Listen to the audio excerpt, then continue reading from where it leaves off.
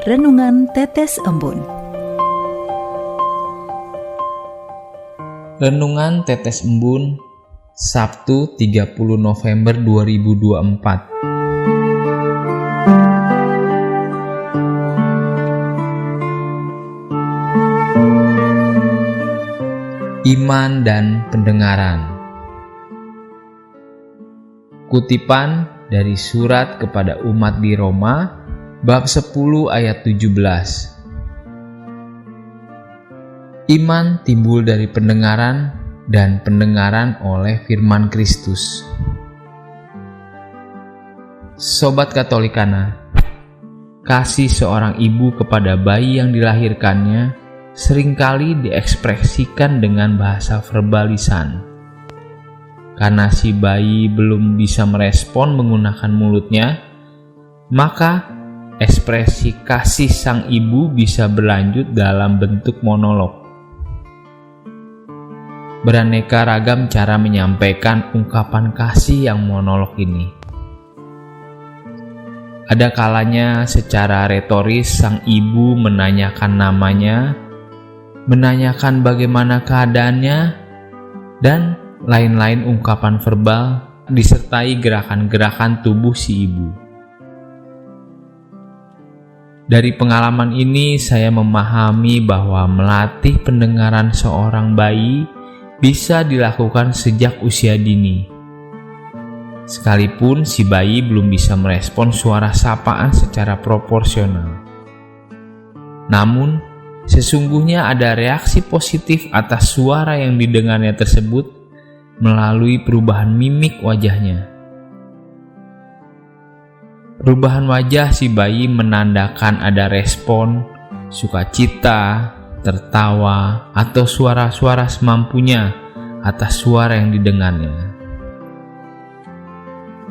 Sobat Katolikana, sungguh benar adanya firman Tuhan melalui pengajaran Rasul Paulus dalam surat kepada umat di Roma, bab 10 ayat 17. Jadi, iman timbul dari pendengaran, dan pendengaran oleh firman Kristus. Ada satu pengalaman iman saya yang menarik, berkaitan dengan perkembangan kemampuan pendengaran cucu saya. Ketika itu cucu saya berusia sekitar 3 tahunan. Masih belum lancar berbicara. Vokal R-nya juga belum bisa sempurna. Masih terucap else. Menjadi surprise buat saya, dia sudah bisa menyanyikan lagu Pater Noster yang hanya sesekali saja pernah didengarnya dalam perayaan Ekaristi di gereja.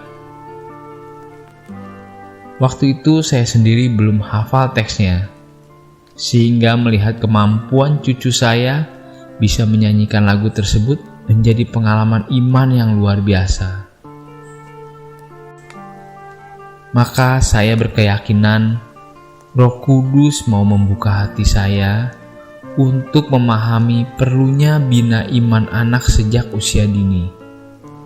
Meskipun masih bayi, oleh kuasanya Roh Kudus mau menabur benih iman pada diri anak-anak.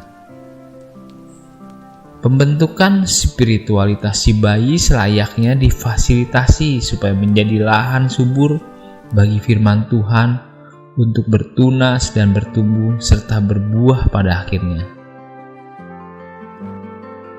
Belajar dari pengalaman ini, saya semakin percaya akan pentingnya mengajak serta anak-anak mengikuti perayaan Ekaristi Kudus di gereja. Demikian pula dengan kebiasaan memperdengarkan lagu-lagu gereja dan lagu rohani. Akan mengantar sang bayi serta anak-anak terberkati beroleh pertumbuhan imannya kelak. Kisah Para Rasul bab 8 ayat 28-38 mengungkapkan pengalaman pertumbuhan iman seorang sida-sida Ethiopia. Melalui pendengaran akan pengajaran yang disampaikan oleh Timotius yang diutus Allah. Dari pengajaran ini, iman sida-sida Ethiopia akan Kristus bertumbuh dan pada akhirnya minta dibaptis.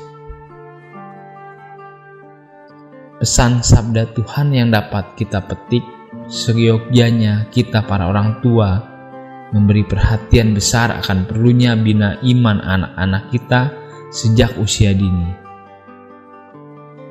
Siapkah kita menyediakan waktu bagi anak-anak kita demi pertumbuhan imannya?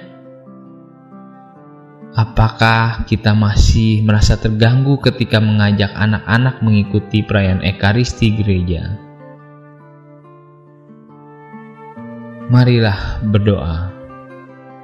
Dalam nama Bapa dan Putra dan Roh Kudus. Amin.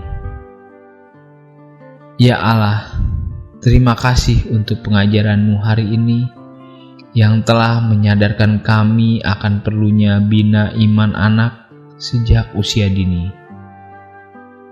Ampuni dosa kami apabila selama ini telah abai akan pendidikan iman bagi anak-anak kami. Demi Kristus Tuhan dan pengantara kami. Amin. Dalam nama Bapa dan Putra dan Roh Kudus. Amin.